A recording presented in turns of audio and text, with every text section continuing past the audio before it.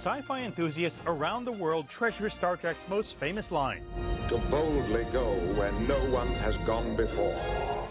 And at the Space Technology and Investment Forum in San Francisco, that same enterprising spirit is catching on.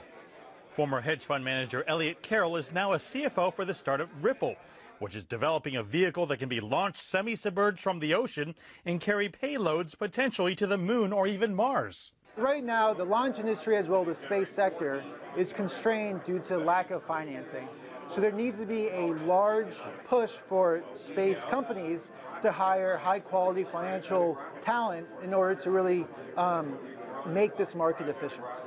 RBC Signals is applying the Airbnb concept to satellites by allowing customers to rent time on idle dishes around the world.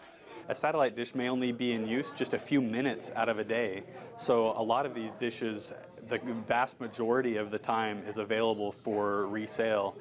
Liftoff. Startups have been playing an increasing role in aerospace, led by Elon Musk's SpaceX, which has already successfully launched and landed 9 rockets this year. Silicon Valley giant Facebook is also looking upward by experimenting with aircraft and satellites to beam the internet into regions of the world that don't have access.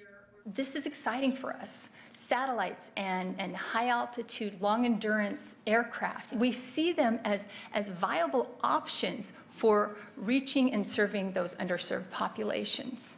People are taking advantage of lower-cost hardware, lower-cost launch services, the increasing accessibility of space, that anyone can practically build a satellite in their garage and then get it launched. Space Foundation's Director of Research also gave me a few interesting examples as to why space innovation is worth the investment. Think of all the fuel saved, all because of GPS. And I'll bet you didn't realize that miniaturized versions of space shuttle engine pumps are actually used in artificial hearts. I think the space market will continue to become less defined as its own isolated thing, and it'll just continue adding value to the global economy as a whole.